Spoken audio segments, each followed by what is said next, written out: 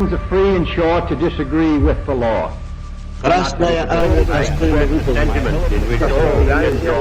En la zona de Guantánamo.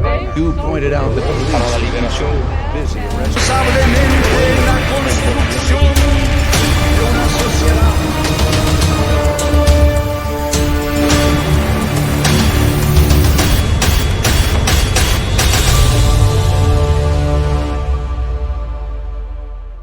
Hola amigos y amigas, hoy nos acompaña Domingo Cáceres, a quien ya conocéis del programa que hicimos sobre Golda Meir, y hoy tenemos otro personaje de esta parte de la historia israelí, que es el general Moshe Dayan. Domingo, ¿qué tal estás? Preséntanos un poquito a este general. Buenas, saludos. Buenos días, buenas tardes, buenas noches cuando vean este capítulo. Pues Moshe Dayan creo que es difícil de definir. Yo diría que Moshe Dayan lo podemos llamar, pues, si alguien representa el espíritu de Israel, del Israel, de la creación del Estado de Israel moderno, podría ser Dayan. Con los tres aspectos que tiene, las tres caras que tiene, el Dayan político, el Dayan militar y el Dayan privado, el marido y el padre. O sea, yo creo que podemos decir que Dayan es una persona que tiene tres caras, tres aspectos, y define muy bien lo que es la creación del Estado de Israel. Muy bien.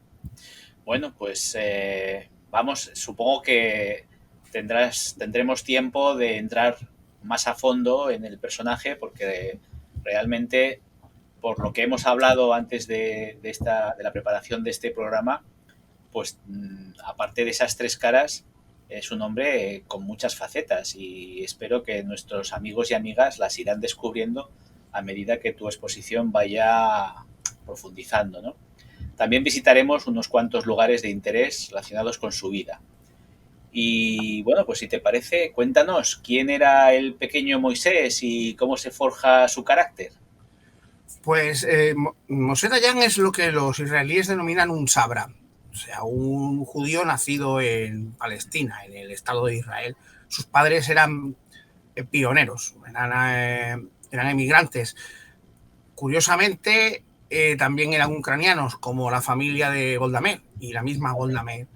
Pero Moshe Dayan es lo que se denomina, pues eso, un verdadero israelí, ¿no? Un nacido en territorio palestino.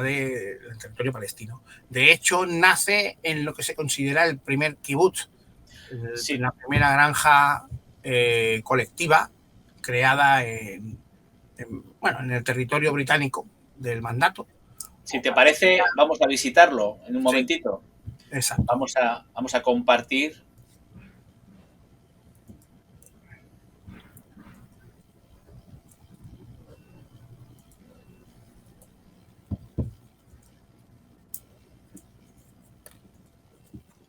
En Degania. Estamos en Degania. Sí. Te devuelvo la palabra, Domingo. Pues eso, se considera el primer kibutz. Y entonces, si hablamos del pequeño y el joven Moshe Dayan, pues encarnaría el espíritu del pionero, ¿no? El espíritu del poblador de ese tipo de asentamientos.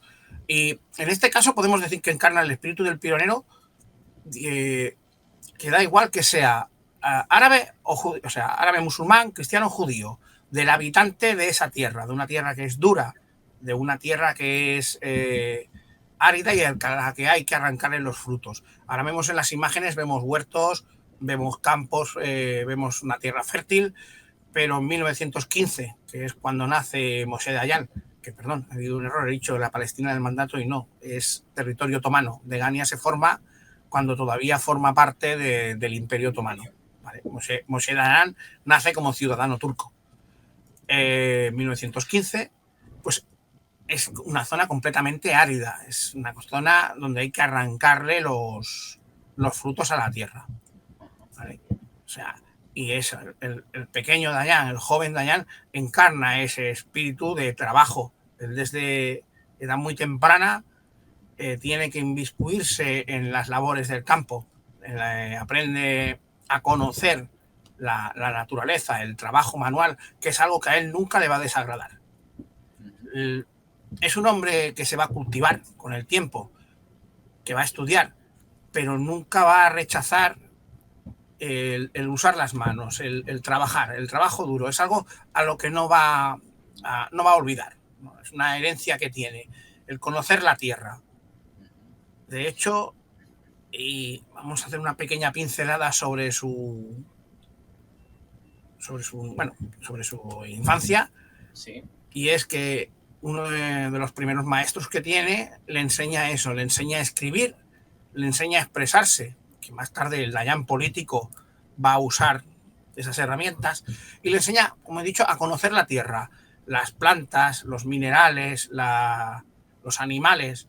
Ahí empiezan a hacer el amor, y él lo dice en sus memorias, y sus biógrafos también lo dicen, que Moshe Dayan lo que siente por Israel, por Palestina, por la tierra donde vive, es un amor. Pero Dayan no es religioso, nunca lo será. Sus padres no son judíos religiosos y él tampoco lo será. Es lo que se conoce como un judío ateo.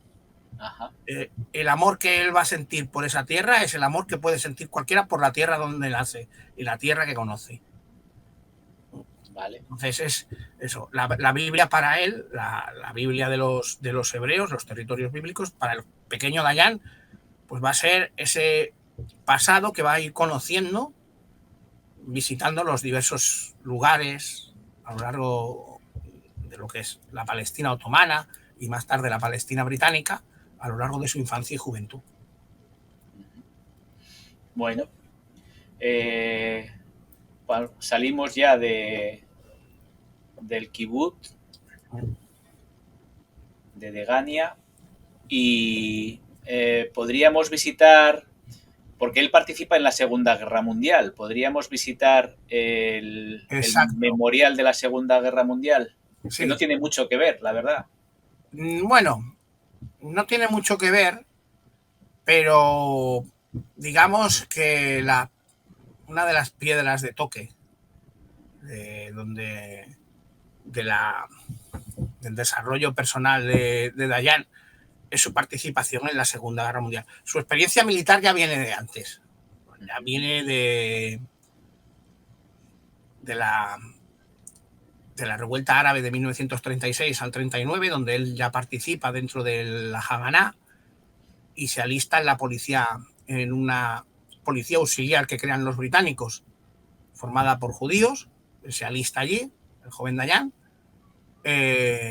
Y más adelante, en 1940-41, cuando en plena Segunda Guerra Mundial, cuando los británicos no las ven todas consigo, Moshe Dayan, junto a otro grupo de voluntarios judíos de la Haganá y del Palmá, el Palmá digamos que es una especie de unidad de élite dentro de lo que es el ejército clandestino judío o israelí, pues participarán junto a los británicos en lo que es la invasión del Líbano y del Siria, que son que cuando en aquella época, en 1940-1941, están alineados con la Francia de Vichy, la Francia que ha firmado el armisticio con la Alemania nazi. Como los británicos y sus aliados consideran que es una especie de retaguardia peligrosa, de hecho ha estado apoyando la sublevación que hubo en Irak, apoyada por los nazis, pues invaden esos territorios y Moshe Dayan, junto a otros personajes que más adelante también van a ser importantes en la historia de Israel, como Rabin, Ayón, toda una serie de militares que más adelante se irán conociendo, los expertos en guerras árabes israelíes les irán sonando muchos nombres, pues participan en esta incursión, en esta invasión de Líbano y Siria. Y aquí será donde adquirirá ese rasgo característico de él, que es el parche. Sí, porque esto fue una acción de guerra, ¿no? Fue un tirador francés el que le acertó. Sí, fue un francés cuéntanos un poquito. Ironías del destino, fue un francés, y lo digo de ironías por algo que veremos más adelante, pero sí fue un tirador francés el que le hizo perder el ojo. Y la pérdida del ojo esta pérdida del ojo es un trauma que va a arrastrar toda su vida adulta. ¿Vale? Es una operación que no es que salga mal, no sale mal del todo, pero es donde pierde el ojo. Y a raíz de esta herida, prácticamente todo lo que es el periodo de la Segunda Guerra Mundial, toda la implicación de la Haganá y del Palmaj en la Segunda Guerra Mundial, él se la va a perder, curándose de esta herida. Para él va a ser para el joven Dayan, que es un chaval intrépido, que es un chaval que quiere demostrar su valía, que es un joven que intenta, yo no digo que sobresalir por encima de los demás, ¿no? Pero es lo que nosotros decimos un echado para adelante. Ah. Es un chico echado para adelante. Un Don Juan, que no le faltan arrestos. Como vamos a ver, es una persona que no le faltan arrestos. El perderse la acción, el ver que no va a poder estar en el meollo del asunto peleando, porque lo que le gusta es combatir, pelear. La acción, pues es algo que también lo va, digamos que le va a estar pesando. El tiempo convaleciente. Le va a estar cuidando su mujer, Ruth, durante todo este periodo.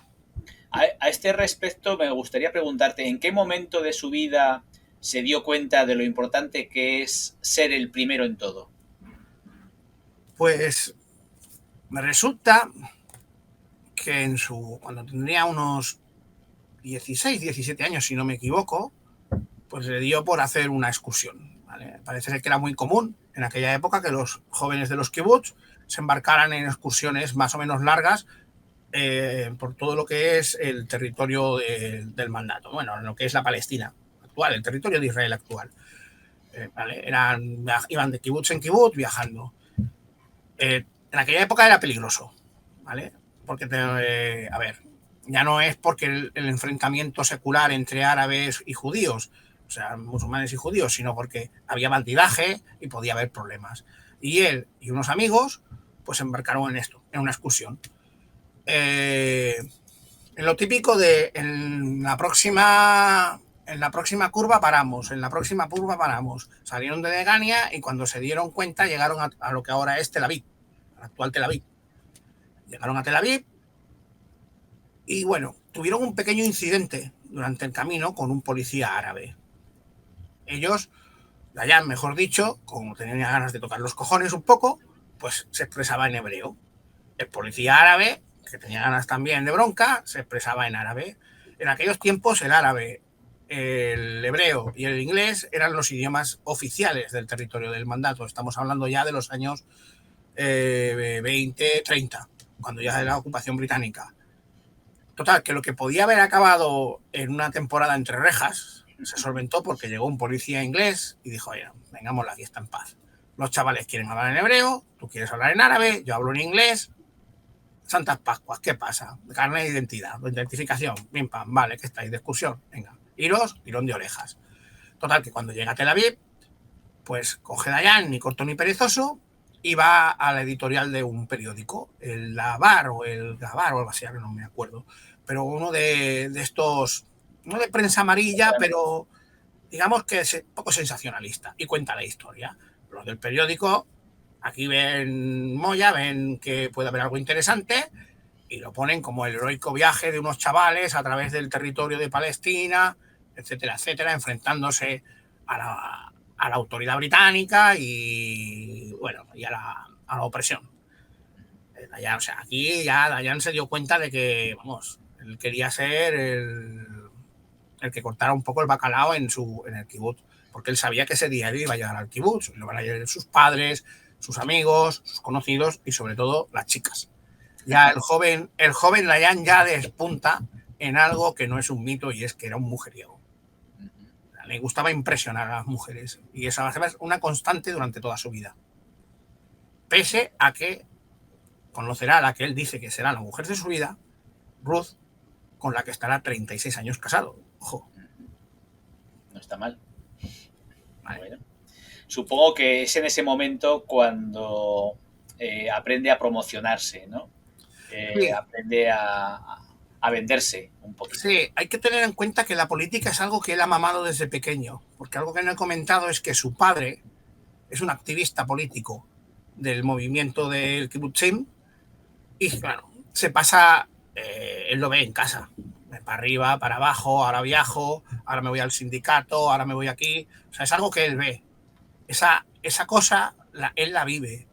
Y aparte lo que digo, como es una persona activa, una persona que necesita hacer algo, que le gusta la acción, pues ve que también le gusta el autobombo, ¿no? La promoción. O sea, hay aquí un posillo de egocentrismo y ya no sé si diría megalomanía, pero por ahí. Al límite. Bueno, de joven entonces supongo que no sería muy buen estudiante.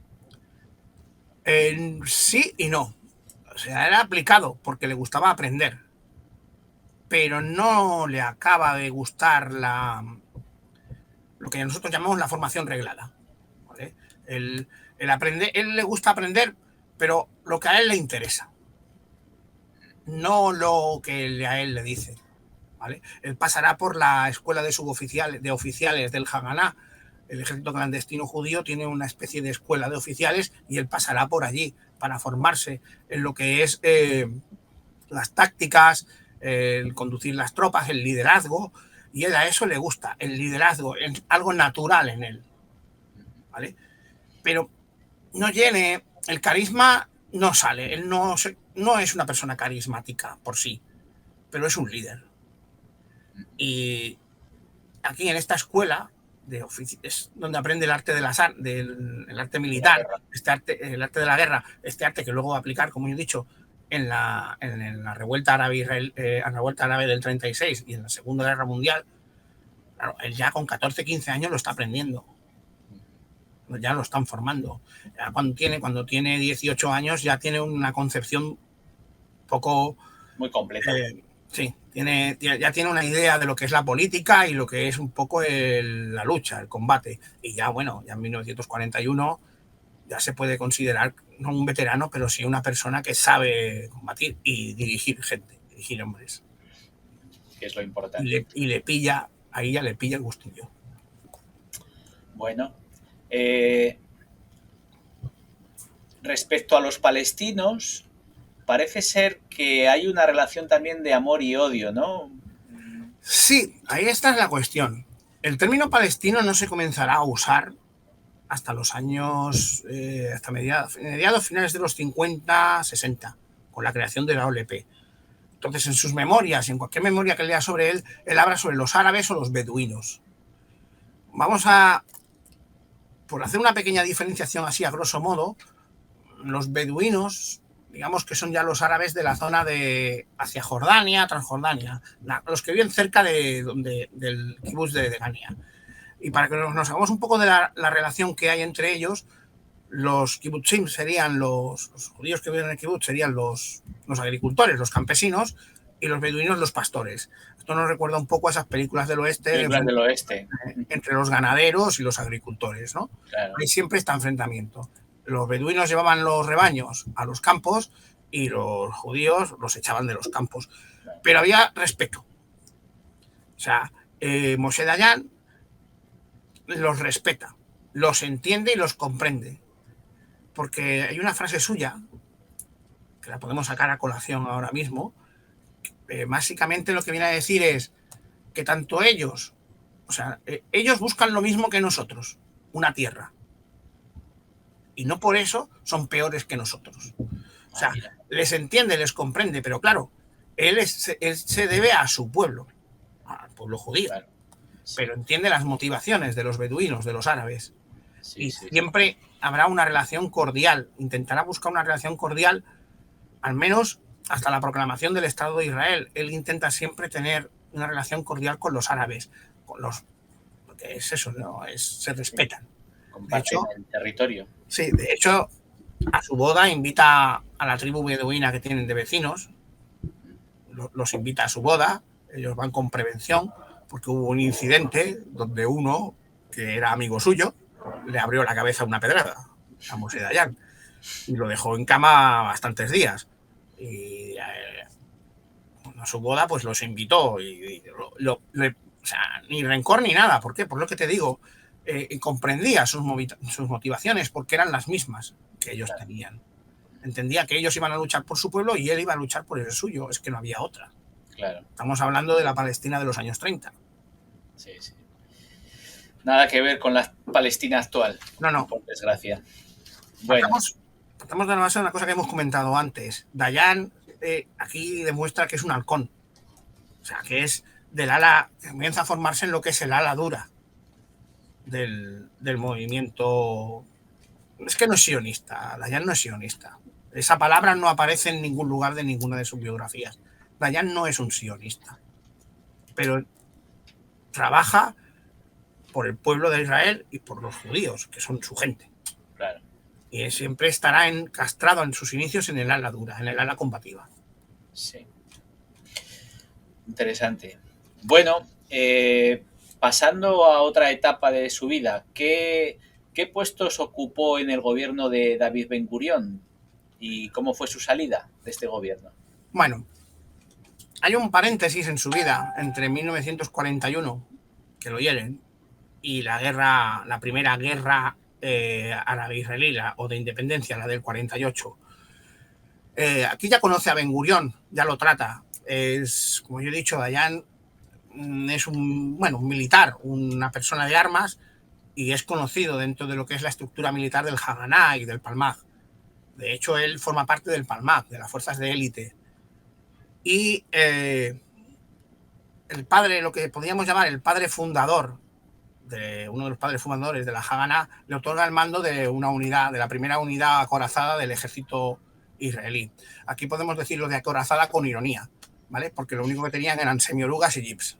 No tenían tanques, ¿vale? El título era acorazada, pero no era acorazada. Y aquí ya comienza él a desarrollar, en este primer cargo militar, ya comienza a desarrollar esa fama de, más aún todavía, ¿no?, de intrépido, de combativo, de luchador.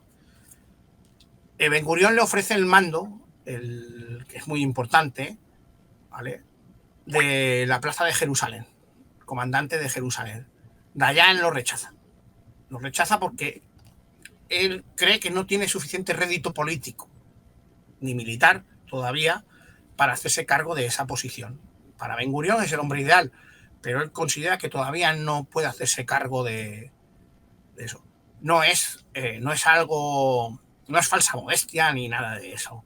Es simplemente que él sabe que es un cargo muy importante y él considera, yo no voy a decir que sea una manzana envenenada, pero quiere probarse, quiere demostrar quién es antes de hacerse cargo de Jerusalén. Es un movimiento calculado.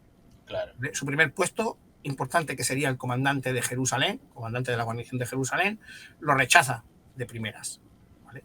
Combatirá toda la guerra del 48, acabándola con la conquista del Sinaí, y será nombrado, al final sí que cogerá el puesto de comandante de Jerusalén. Lo que pasa cuando ya tenga la experiencia que él... Exacto. Lo que pasa es que Jerusalén quedará dividida, al finalizar la guerra, quedará dividida en dos, y esa es una espina que él va a tener, él y otros comandantes del ejército israelí, del Zahal, recién formado en esta guerra, van a tener esa espina la van a tener clavada siempre. Que la ciudad vieja, donde está el templo, donde está el muro de las lamentaciones, donde está lo que es el espíritu de Israel, para ellos, pues quedará en manos jordanas, manos árabes. Siempre, lo que he dicho, él no es religioso, ¿eh? Moshe Dayan no es un judío religioso, él se considera judío, como quien se considera árabe, o se considera español, o se considera, pero no es religioso. Lo que le une es un sentimentalismo, es un amor a su tierra, a lo que él considera su tierra, ¿vale? Y aquí ya comenzará su relación especial con David Ben Gurión. David Ben Gurión, para él, es su jefe, es su líder. Él nunca le llevará, a ver, en público nunca le va a llevar la contraria. Discrepará con él en muchas cosas. Y aquí es donde he dicho, cuando hemos estado hablando antes de esas personalidades que tiene Moshe Dayan, que está el político, el militar y el privado, padre de familia. El Moshe Dayan, digamos, subordinado, si su líder, si su jefe en este caso el primer ministro, Se equivoca o... se equivoca, ¿no? Le tiene respeto, no le va a llevar la contraria, le podrá decir sí o no, pero no le va a desobedecer, ¿vale? Porque hay una cosa, Moshe Dayan no aceptará nunca ocupar ningún puesto de subordinado. O sea, digamos que cuando crean el Estado Mayor del Zahal, a él le ofrecen el puesto de ayudante y él dice que no, que él puede ser un buen comandante, pero es un mal subordinado. Y es cierto, es un mal subordinado. Entonces lo mandan a un puesto, digamos que es un puesto de organización, es un puesto de alto mando, pero es un puesto no es el comandante en jefe de las Fuerzas Armadas israelíes, pero es el comandante que se encarga de organizar el ejército, de prepararlo y demás, ¿vale? Es uno de sus primeros puestos a la espera precisamente de esta primera promoción, gran promoción suya, que será el ser uno de los jefes de las Fuerzas Armadas del Estado de Israel. O sea, uno de los primeros puestos que ocupe, el de comandante en jefe. Muy bien. Podríamos también hacer una visita, si te parece, a la Universidad Ben Gurión para ver un poquito. Sí. Vamos a poner... Ben Gurión está considerado uno de los padres de la patria del Estado de Israel, con ese peinado estrambótico que tenía. ¿Nos sigues contando cuál fue su papel en el gobierno de Ben Gurión? Cuando quieras, Domingo.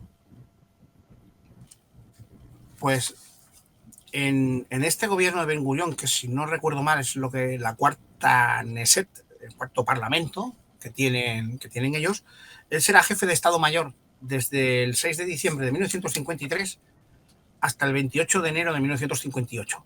Durante 5 años, Moshe Dayan será el comandante en jefe del ejército israelí. Hará y deshará el ejército israelí no a su imagen y semejanza, pero con sus concepciones tácticas y estratégicas, de las enseñanzas sacadas de la primera guerra árabe-israelí, que como yo he comentado antes, destaca por ser un comandante impetuoso. Realiza, en la guerra del 48, realiza una serie de raids con esa acorazada suya, que no es acorazada, a base de jeeps y demás, conquistan la parte del desierto del Negev. En una de ellas está a punto de perder la vida, pero ya por los pelos, ¿vale? Y entonces va a intentar forjar el ejército israelí casi a su imagen y semejanza. Lo que sucede es que comenzará a tener enfrentamientos con sus pares, con Rabin, con Yigal Allon, con toda esa serie de militares israelíes que he dicho que van a ir despuntando a lo largo de las diversas guerras, ¿vale? Sobre todo porque él es de los más, entre comillas, más jóvenes, por decir algo. Él es uno de los juniors. Y claro, los seniors pues lo ven como una revista, ¿vale? Es lo que he dicho, le va el autobombo. De hecho, durante este periodo se destaca destaca precisamente un adjetivo, lo que te he comentado antes de comenzar a grabar, el adjetivo que le pega, que todo que sale en la mayoría de sus biografías, en la autobiografía no, pero en la biografía sí, que es el de irresponsable. Pero no un irresponsable de que no carga con la responsabilidad de lo que hace, sino de que tiene una forma de actuar sin pensar un poco quizás en las consecuencias, o que hay cosas, por ejemplo, en este caso, siendo jefe de Estado Mayor, no le gusta parte de la tarea burocrática. La suerte que tiene es que tendrá un equipo humano en el que podrá descargar una serie de tareas, porque no deja de ser un hombre de acción. En este periodo es cuando comienza su afición por la arqueología y comienza también uno de sus lados más oscuros, por así decirlo, ¿vale? Uno de esos puntos negros. La política de represalias. Es 1954-55. Las milicias árabes, los que han huido de lo que es ahora el Estado de Israel y se han refugiado en lo que es la Franja de Gaza, Cisjordania, lo que es ahora también Cisjordania, Egipto, Siria y Líbano, las guerrillas árabes hacen incursiones, ¿vale? Sobre todo desde la zona de Jordania y desde Egipto. La respuesta que dará Dayan a estas incursiones son las represalias. El ojo por ojo, diente por diente. Es el ojo por ojo, diente por diente. Sí, aquí podemos recordar lo que decía Woody Allen a este respecto, ¿no? Ojo por ojo, diente por diente, y el mundo acabará tuerto y desdentado. Tuerto y desdentado. Pues él opina que, o sea, lo que hemos dicho, ¿no? Que él entiende las motivaciones de los árabes, pero él considera que para acabar, lo que opina es que para acabar con estos ataques, con estos atentados, pues ha de responderse con fuerza para ver si el precio que tienen que pagar ellos por sus acciones merece la pena. Y se aplicará sobre todo en Jordania. Entonces aquí aparecerá un personaje que ya conocemos muchos, que es Ariel Sharon. Se creará la primera unidad de paracaidistas y de fuerzas especiales, una de las más famosas fuerzas especiales del ejército israelí, que es la unidad 101. Y Ariel Sharon será la mano ejecutora. Su segundo. Bueno, más que su segundo, digamos que es el hombre que va a ejecutar la gran mayoría de las acciones de represalias de este periodo y de más adelante, conforme vaya extendiendo. La cuestión es que Sharon será polémico porque interpreta las órdenes a su manera. Una de las primeras acciones de represalia que se realizan en Jordania, hay órdenes muy concretas de respetar la población civil y de que no haya daños colaterales y demás. Pero Sharon lo hace a su manera, y aquí ya comenzamos con lo de que, bueno, vale, si la has cagado, ha habido un montón de bajas civiles, pero no les castigan. No hay una reprimenda, sí, pero claro, no hay. En lo que hablamos de esa irresponsabilidad, quizás si Dayan hubiera dicho, no, señores, yo como ministro de Defensa no puedo sancionar esto. El problema está que como parte del gobierno lo sanciona, Dayan calla, lo acepta, y la política de represalias va a continuar. Al fin y al cabo es idea suya, ¿vale? Otra cuestión es cómo se ejecuta. En Jordania tiene un éxito relativo. Los jordanos, después de ver cómo está la cosa, pues comienzan a limitar las acciones de las guerrillas árabes en territorio israelí. La cuestión es que, mientras que esto sí que da sus frutos con Jordania, no va a dar sus frutos ni en la Franja de Gaza ni en Siria. No, esa misma política aplicada no va a dar sus frutos en los otros frentes. Esa va a ser una gran frustración para Dayan, para el Dayan político. El Dayan militar, ejecuta órdenes y operaciones. Le pueden gustar más, le pueden gustar menos. Pero bueno, en esta época es eso, es un halcón. Es un partidario de la mano dura, ¿vale? ¿Por qué? Israel si pierde una guerra, Israel desaparece. O sea, es la concepción estratégica que ellos tienen. Israel no se puede permitir el lujo de perder ninguna guerra porque desaparece como Estado. El problema es que ganar las guerras no les está dando los frutos de la paz. Y entonces cree que ejerciendo presión, las represalias, puede conseguir esa paz armada, esa entente. Y así será hasta 1958 como jefe de Estado Mayor. Esa política luego continuará con otros jefes de Estado Mayor. Y es con él con el que nos metemos en el follón de Suez. Perdona. No sé si has dicho todos los cargos que ocupa con Ben Gurión. Y por cierto... Con Ben Gurión al principio es solo ministro de Defensa. El jefe de Estado Mayor hasta el 58. Más adelante, después, en el año 59 hasta el 64, será ministro de Agricultura. Vale. Claro, un cargo completamente distinto, y donde ese otro Dayan, ese Dayan político, ese Dayan del kibutz, se va a desempeñar muy bien, con sus pros y sus contras, porque también los tendrá sus pequeños follones, tendrá sus fallos, pero va a desempeñarse muy bien, sobre todo a la hora de tratar con todos esos inmigrantes judíos que van llegando de los diversos estados árabes. Judíos kurdos, iraquíes, iraníes, del Yemen. A través del Ministerio de Agricultura los va a ir integrando. Sí. en el Estado de Israel. Y ya del 64 al 67 abandona momentáneamente la política. Lo deja todo y vuelve a sus estudios universitarios. Bueno. Sobre todo de arqueología y de estas cosas. Hay un momento que intentan que Dayan estudie leyes en el Reino Unido, pero lo deja por imposible. Como no tenía el hábito de estudio, imagino que le costaría cuando ya era mayor. No, y no se acostumbra no se acostumbra al Reino Unido. A diferencia de su mujer, que es una mujer de kibutz, pero culta, él no acaba de acostumbrarse a ese ritmo de vida. Luego ya volveremos a su época universitaria, a este periodo. Y siguiendo con lo que estabas empezando a mencionar, pues tenemos la situación del Canal de Suez. Vamos a visitar el Canal de Suez. No todos nuestros amigos y amigas habrán tenido la ocasión, porque normalmente los turistas son invitados a visitar, pues a través del río Nilo, pues las pirámides y la ciudad del Cairo y demás.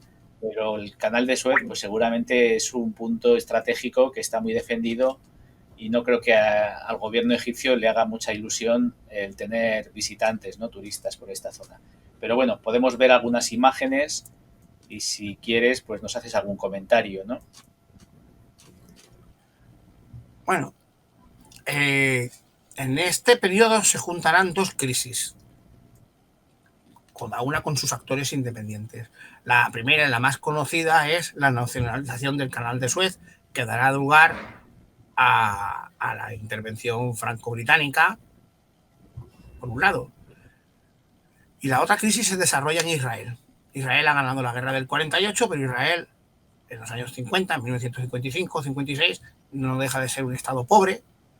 Ben Gurión aplica a las tijeras, y ahí tiene sus problemas con Dayan, ¿no?, porque también aplica las tijeras en defensa. Si tenemos si tenemos tanques, no tenemos aviones. Si tenemos aviones, no tenemos tanques. El ejército israelí de 1955 es un ejército pobre, entre comillas. No tiene, lo que tienen es, comparado con lo que tienen los otros estados, los estados árabes de su alrededor, pues no tiene un ejército potente. Pero se produce un cambio. El Egipto en 1955 firma un tratado con la Unión Soviética, ¿vale? Más bien con Checoslovaquia, pero realmente es con la Unión Soviética, para la compra de armas. La Unión Soviética, que había estado proporcionando armas a Israel en el 48 a través de Checoslovaquia, hace lo mismo con Egipto, pero esta vez, con luz y taquígrafos. Claro, es una sorpresa para el mundo occidental, porque Egipto hasta ese momento era un aliado de Occidente. Israel lo ve como una amenaza, porque claro, no tienen con qué enfrentarse a los egipcios. Y aparte de eso, pues se produce la nacionalización del Canal de Suez, que afecta a británicos. Esto lo hace el general Nasser, o el coronel. Sí, el coronel Nasser, nuestro amigo Nasser, que merece una biografía aparte.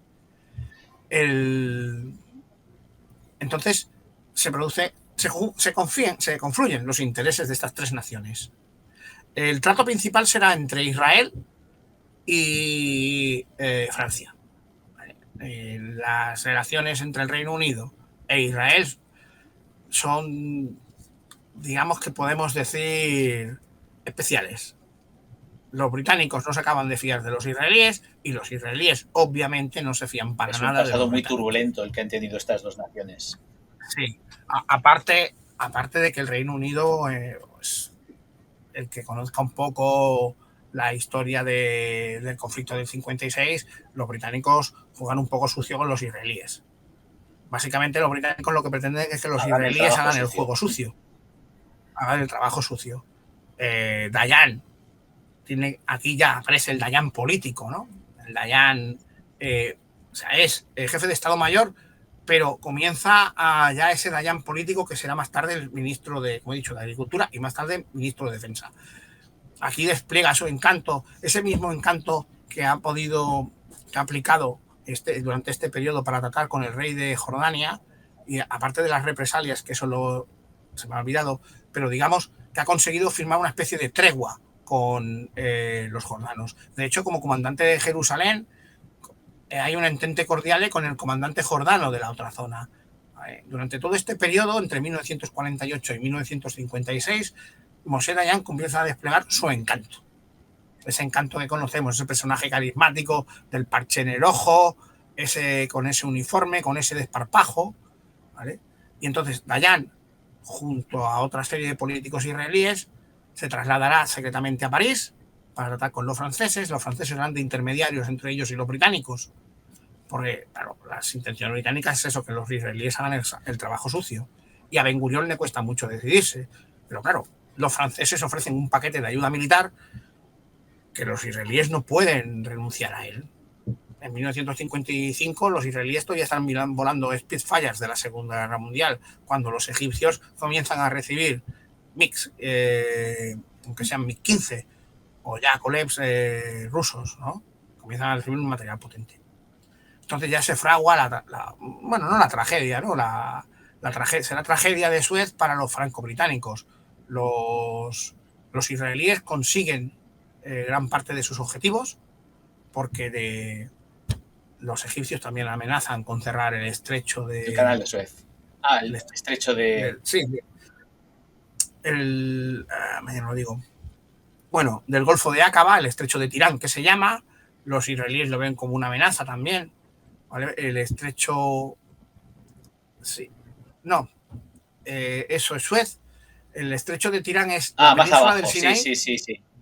Es más abajo, es donde la península del Sinaí se encuentra con Arabia Saudí, ¿vale? Pues esos son los estrechos de Tirán.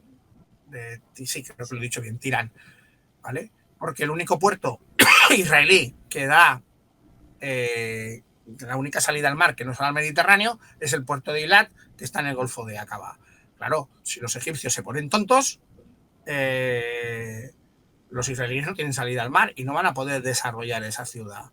Entonces Nasser amenaza con cerrar el estrecho de Aqaba a la navegación israelí, por un lado, nacionaliza el canal de Suez por otro, hay esta entente entre los tres y, bueno, comienza lo que para los aliados franco-británicos es la Operación Musketeer y los israelíes bautizarán como Operación Kadesh, que es la invasión de la península del Sinaí. Todo una obra teatral, todo muy coordinada, con sus objetivos. Los israelíes han pactado de avanzar hasta cierto punto, luego intervendrán los anglo-franceses, se supone que recurrirán a las Naciones Unidas o ocupar el canal o cualquier historia de estas. Hay que aclarar, perdona que te interrumpa, Domingo, hay que aclarar para nuestros amigos y amigas que por este paso pues se concentra prácticamente el 80% del petróleo que llega a Occidente, que llega a Europa. Entonces, claro, el cortar el canal de Suez es una cosa que afecta muchísimo a Estados Unidos, a Europa, a toda la zona occidental. Solo basta recordar lo que pasó cuando se cruzó el barco aquel. Hace poco, sí. Hace un par de años. O sea, pues tú imagínate, si Egipto corta Suez a la navegación general, internacional, nacionalizando el canal, le quita el negocio a los anglo-franceses. Pues imagínate, si cierra el estrecho de Tirán y no permite que los israelíes se puedan salir al Mar Rojo, solo les queda el Mediterráneo y poco más. O sea, les cortaba parte del comercio internacional. Entonces, aquí para resumir un poco y no liarnos con la guerra del 56, que podéis encontrarla acostumbrar al podcast para decir oyentes. Nuestros seguidores podrán encontrar podcasts muy buenos y documentales muy buenos en YouTube sobre la guerra del 56. Aquí destaca Dayan. Aquí ya Dayan se la ha conocido internacionalmente. Sus primeras fotos con el parche, en el jeep, en el tanque. Esta guerra sí que la dirige él, la planifica él. Y aquí es donde vemos también ese Dayan militar un poco irresponsable, que va variando los planes sobre el terreno. Imprevisible, claro. Imprevisible. Cuando uno de sus subordinados haga un cambio, él lo aceptará a regañadientes, pero lo acomodará y parecerá incluso que esa ha sido idea suya. En la del 56, en esta guerra, para que veamos cómo van cambiando el planteamiento estratégico de Dayan, de una guerra, de un hombre que se ha forjado en una guerra de infantería con jeeps y con camiones y de movimiento, comenzará a aceptar que el carro de combate es el principal arma del ejército israelí. Ya por fin las armas, ese ejército israelí que todos tenemos en mente, de columnas acorazadas y de Blitzkrieg, nace aquí, en Suez, en el 56. Sobre todo con toda esa ayuda francesa que viene. ¿Vale? De aquí, pues eso. Ya Moshe Dayan ya se lanza al estrellato en Israel y en el resto del mundo. Comienza a ser conocido. Por visitar también otra zona, la ciudad de Suez es otro punto caliente que está en la zona sur del canal. Esta ciudad pues es una ciudad típicamente árabe, con sus minaretes, sus mezquitas, y esta zona sí que puede ser un poco más turística, entiendo yo. Hay conozco gente que ha estado en Suez y dice que es bonita para ser una ciudad portuaria. No es Estambul, no es Estambul, pero bien, ¿no? Está bien. Tiene un aire, digamos que ese medio camino, ese mundo árabe medio camino entre el Mediterráneo y Oriente Medio. Bueno, pues si te parece, pasamos a otra etapa. Sí, tenemos esa etapa que he comentado antes, que es ministro de Agricultura, ¿vale? Que para él no es que sea una etapa sin pleno ni gloria, es una etapa política más. Como he dicho, hay esas tres caras, ¿no? Del Dayan político, el Dayan militar, que lo vemos en la guerra del 56 y en las sucesivas, y el Dayan político que va migrando dentro de los diversos partidos, porque hay una cosa que hay que entender de la política israelí. Hablamos de la política italiana, de esos gobiernos de coalición que se forman raros, que es la más cercana a nosotros. La política israelí es similar. Hay dos grandes partidos, a izquierda y a derecha, y un montón de partidos pequeñitos, que son excisiones de estos partidos grandes. La gran mayoría de gobiernos israelíes son de coalición. Entonces tú te puedes encontrar, que será el caso de Dayan, en varios gobiernos, que el que está gobernando era antiguo colaborador tuyo, en este caso del Mapai, que sería como el partido de izquierdas israelí, más parecido al laborista, ¿vale? Aunque más adelante se creará el partido laborista con ese nombre, pero bueno, el Mapai, que es, por decirlo alguna cosa, el partido de los trabajadores de Israel, así a grosso modo. Y Dayan, que es seguidor de Ben Gurión, cuando Ben Gurión abandone el Mapai y cree su propio partido, más adelante, eso que vemos, ¿no? Es esa fidelidad que tiene no a su líder, ¿no? Sino a esa persona a la que respeta, pues le seguirá. Y Dayan, en estos diversos gobiernos, ocupará realmente solo 3 cargos, ¿eh? Jefe de Estado Mayor, ministro de Agricultura y ministro de Defensa, que el cargo de ministro de Defensa durará unos cuantos años más y será polémico.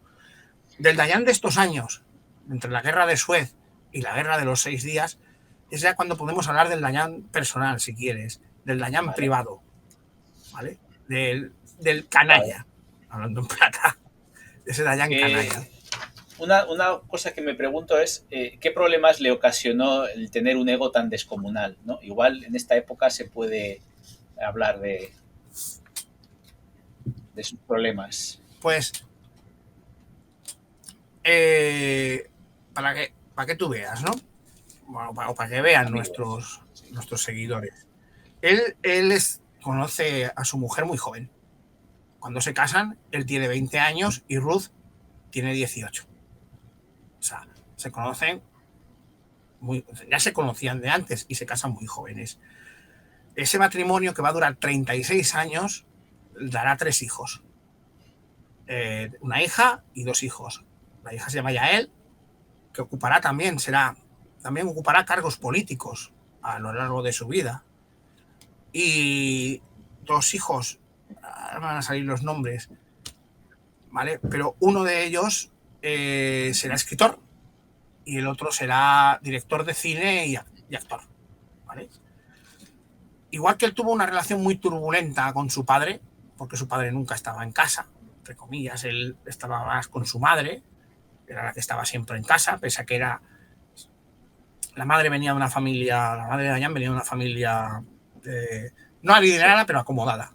El padre, sí, el padre venía de una familia más desde abajo. Pero el padre, al desarrollar esta carrera política, esta carrera sindicalista y demás dentro del mundo de la política de los kibutzim israelíes, estaba ausente. Y él lo mismo lo reconoce. Él no, a su padre no le llega a perder el respeto, no. Pero a él le pasará lo mismo. Porque él no estará. El Dayan político, el Dayan militar no estará en casa. Está enamorado de su mujer, vamos a decirlo así, y vamos a entrecomillarlo. En uno de los viajes que hace desde Europa cuando vuelve de otras conferencias a las que va, en una de ellas conocerá, por ejemplo, al mariscal Montgomery. Se conocerán personalmente y se harán amigos. Y de Moshe Dayan se dan unas pocas personas de las que Montgomery hable con franqueza y bien, dentro de lo que cabe. El que conozca a Montgomery debe entender que es que le caía bien, ¿vale? También será amigo del nieto de Churchill, que era periodista y se apellidaba como, bueno, era Winston Churchill también. O sea, Dayan es una persona de mundo, se mueve en estos años. Pues conocerá a otra mujer. En un viaje en avión conocerá a otra mujer que se llama Rachel, ahora me acuerdo el apellido, y se enamora al instante. Flechazo, amor a primera vista. Coño, pero si estás casado, tienes 3 hijos, se enamora. Pero ella también está casada, ¿vale? Y bueno, en ese viaje, pues, si lo lees en sus memorias, en cualquier biografía suya, parece un adolescente, le pide el número de teléfono, si hubiera sido en estos tiempos, lo hubiera pedido en Instagram, el mail, que si le puede invitar a un café, que si se pueden ver, y desarrollarán una amistad, pero él está enamorado, ¿eh? O sea, él se ha enamorado a primera vista, pero él seguirá 36 años con su mujer. El Dayan de este periodo es un mujeriego. Como yo digo, se acabarán divorciando en el 71. ¿Vale? Pero durante todo este tiempo, Dayan desarrolla esta faceta canalla que yo digo. Es un arqueólogo amateur, pero en realidad es un saqueador de tumbas. No respeta las reglas de la arqueología. No, las saca las piezas del contexto. Él descubrió durante la guerra del 56 la arqueología, esto, le picó ese gusanillo y es un sacador de tumbas. Lo hace por tener una gran colección. De hecho, arqueólogos que lo van conociendo en la actualidad se llevan las manos a la cabeza. De su patrimonio. Es el irresponsable. Ese es el irresponsable. O sea, tenemos al hombre que rige los destinos del ejército israelí, que es un ministro, que es un miembro del gobierno, pero luego en su casa, pues es un calavera. Cuando está estudiando en la universidad, no dejan de pasar mujeres por su casa. Porque él ya entre comillas, se ha distanciado de su mujer. O sea, no se han separado porque no se quieren divorciar. Él le dice que si te quieres divorciar, te doy el divorcio. Y ella no quiere el divorcio. Porque sigue enamorada de él y él sigue queriéndola a su manera. ¿Vale? Y entonces hay una anécdota muy curiosa aquí, que es que su hija Yael, con la que mejor se lleva, porque sus hijos sus hijos al final no tragan, su hija Yael, lo único que le achaca durante este periodo es el mal gusto por las mujeres. No le achaca que sea un mujeriego, no. Dice que su padre tiene mal gusto con las mujeres. ¿Me entiendes? Y la sociedad israelí del momento, pues aparecen los tabloides, aparecen no sé qué, pero no lo critican. Los hombres las miran, las mujeres sienten curiosidad y se le va todas estas relaciones extramatrimoniales, esta piratería arqueológica, ese comportamiento que tiene, pues se va añadiendo a su aureola de héroe o de antihéroe, como queramos verlo. Para que veamos cómo es. Le detiene la policía israelí por exceso de velocidad. Y le dice al policía que como solo tiene un ojo, ve la mitad de la velocidad. Y está en su biografía. O sea, está en la última biografía que se ha escrito sobre él, que creo que es del 2012, sale.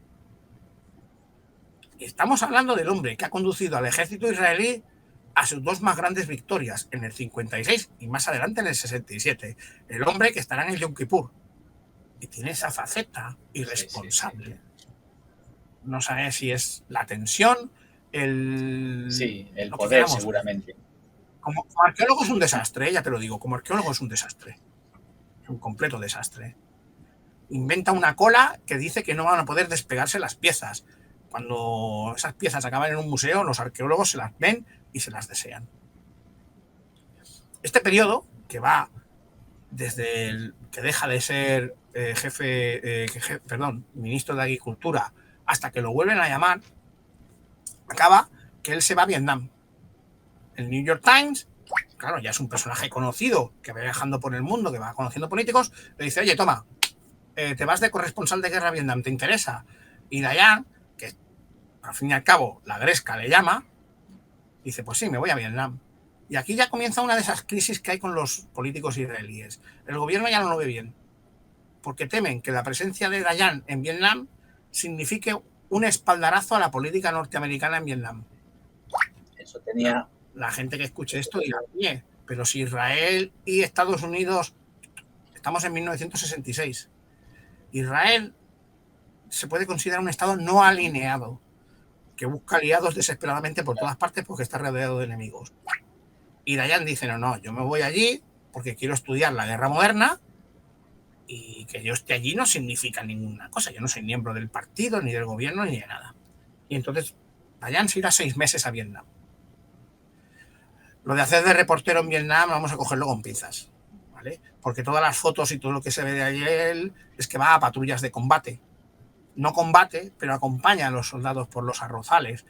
Hay fotos suyas con el barro hasta las rodillas y hasta la cintura. O sea, él comprueba sobre el terreno cómo es la guerra moderna. Y entonces vuelve y escribe un par de artículos. El que espere que haga en esos artículos ¿cómo se dice esto? Elogie las virtudes del ejército norteamericano, se llevará un disgusto. Hace una crítica feroz, tanto de la política como del comportamiento y la actuación del ejército estadounidense. O sea, él ve en 1966 ya que Estados Unidos no puede ganar la guerra de Vietnam y que tendrán que irse. Hace una crítica demoledora, porque aquí ya actúa el Dayan político y el Dayan militar con esa mente fría, con esa mente analítica que tiene. ¿Vale? Lo que decíamos antes, ese profesor que le inculcó unas maneras, una ansia de saber y una forma de trabajar. Aquí actúa y hace una crítica demoledora. Esa crítica será aprovechada por por todos los antiamericanos para decir, oye, mira, y claro, el gobierno israelí respira tranquilo, entre comillas. Tenemos un nuevo invitado ahora mismo que está a tus espaldas. Sí. Un felino. Estos son cosas del directo y no interrumpe para nada la exposición que estabas haciendo. No. Pero sí que me gustaría, me gustaría dar un pequeño giro y que nos contases ya, porque ya se nos está alargando un poquito el espacio. Por eso he ido corriendo al 66. Y es, ¿qué nos puedes decir de su papel en la Guerra de los 6 días? Es un papel secundario, ¿vale? Cuando vuelve en el 66, lo vuelven a llamar al gobierno, ¿vale? Lo nombran ministro de Defensa y aquí, digamos que ya está en su cenit, ¿vale? Ya ha alcanzado su cenit, es ministro de Defensa y es lo más alto que va a llegar en el gobierno israelí. Tendrá un papel en la toma de decisiones, pero ya no tendrá un papel sobre el terreno, en el mando. Y aquí ya comienza, digamos, ese cambio en la forma de ver las cosas de Moshe Dayan. ¿Vale? La guerra de los 6 días, ya la conocemos, será un gran triunfo israelí. Como he dicho, él estará en la toma de decisiones enfrentándose al primer ministro, a Eshkol, en la forma de ver las cosas, pero bueno, él traza 3 puntos principales. Trazará tres directivas principales de acción y no se va a seguir ninguna. No se sigue ninguna de esas 3 directivas que él tiene. Pero él secundará lo que haga el gobierno. Él opina que no hay que ocupar la Franja de Gaza, al menos en el inicio, y que tampoco hay que meterse en Cisjordania ni en los Altos del Golán, porque él considera que no es necesario, ¿vale? Porque es lo que he comentado, que él va a ir buscando, como diplomático, él va a ir buscando la paz. Él sabe que Israel necesita la paz, pero que perdiendo una guerra no la va a conseguir, eso está claro. Tiene que ganarlas. Lo que está viendo es que ni ganando, en el 56 no se consigue la paz, con las políticas de represalias no se consigue la paz, no se consigue ningún trato, no cejan los ataques. En esta época ya, entre 1950, bueno, entre la llegada de Nasser y la guerra de los 6 días, ya están los Fedayín, ¿no? Los comandos suicidas palestinos actuando, ya está la OLP actuando, o sea, la paz no llega. Entonces él traza una serie de directivas: no ocupar Gaza, no ocupar Cisjordania, no ocupar los Altos del Golán, pero los acontecimientos van más rápido que él. La guerra se desarrolla a una velocidad, los eventos se desarrollan a una velocidad, y aquellos subordinados que hasta hace un tiempo le seguían a ciegas, por decirlo de alguna manera, como Sharon, ya comienzan a actuar por su cuenta. Él, que ha sido un oficial joven que ha pasado por encima de otros más mayores, pues le está pasando lo mismo. Oficiales más jóvenes, es decir, y como ministro de Defensa no es el jefe del Estado Mayor, no hace los planes. Y entonces él aquí se deja llevar por los acontecimientos. Se ocupa la Franja de Gaza, que él no quería, y además él no quería porque sabía que iba a haber un alto coste en bajas, y se produce con un alto coste en bajas, tanto árabes como israelíes. No quiero ocupar los Altos del Golán porque no lo ve necesario, pero la presión de los kibutzim del norte, que quieren quedar fuera del alcance de la artillería siria, hace que al final se tengan que ocupar los Altos del Golán, y él a regañadientes lo acepta. Y con Cisjordania y Jerusalén pasa lo mismo. Jordania entra en la guerra, pese a que él hace todo lo posible porque no pase, envía mensajes, habla con el rey de Jordania, pero al final Jordania entra en la guerra. Pues entonces él ordena la ocupación de Cisjordania y, en último término, la ocupación de Jerusalén. ¿Vale? Pero aquí ya él se deja llevar por los acontecimientos y primero dice que no, y al final a regañadientes, y ya más tarde con toda su cachaza, con todo su, pues adelante, pues vamos, ¿no? Ocupemos Jerusalén, ¿vale? Sabiendo que va a haber la presión internacional, las críticas internacionales. Es una guerra que ha lanzado Israel. Ojo, Lyndon B. Johnson le dice que se esperen. De Gaulle dice que el primero que dispare va a ser el malo, y la Unión Soviética está ahí expectante. De hecho, uno de los problemas de los Altos del Golán es que tienen miedo de enfrentarse a la Unión Soviética. Israel, durante toda su existencia, desde 1956 hasta prácticamente los años 80, va a tener miedo de que la Unión Soviética intervenga directamente en el conflicto árabe-israelí, y los Estados Unidos también, por cierto. Ya en 1967 ya comienzan a ver esa relación entre Israel y Estados Unidos, pese al incidente que ya comentamos en un vídeo que se produce en los 6 días, el del USS Levin. Por cierto, entonces aquí ¿qué te parece si hacemos una visita, por ilustrar esto que nos estás contando, a una de las zonas del conflicto? ¿Cuál te parece más apropiada? ¿Los Altos del Golán o la zona del canal? Podemos ver los Altos del Golán. Aunque la guerra de los 6 días se desarrolla precisamente en el Sinaí, ¿vale? Podemos ver los Altos del Golán para que la gente aprecie por qué es tan importante y por qué va a ser tan importante a lo largo de los diversos conflictos árabe-israelíes. Pues ya estamos llegando a los Altos del Golán y vamos a ver unas imágenes que ilustran cuál es esa característica que los hace tan importantes desde el punto de vista militar. Tú mismo. Pues prácticamente porque se ve todo.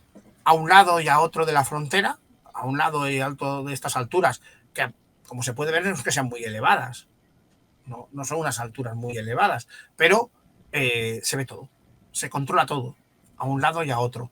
El que controla los Altos del Golán, desde el lado israelí, controla el camino hacia Damasco. De hecho, en el 67 Damasco quedará al alcance de la artillería israelí.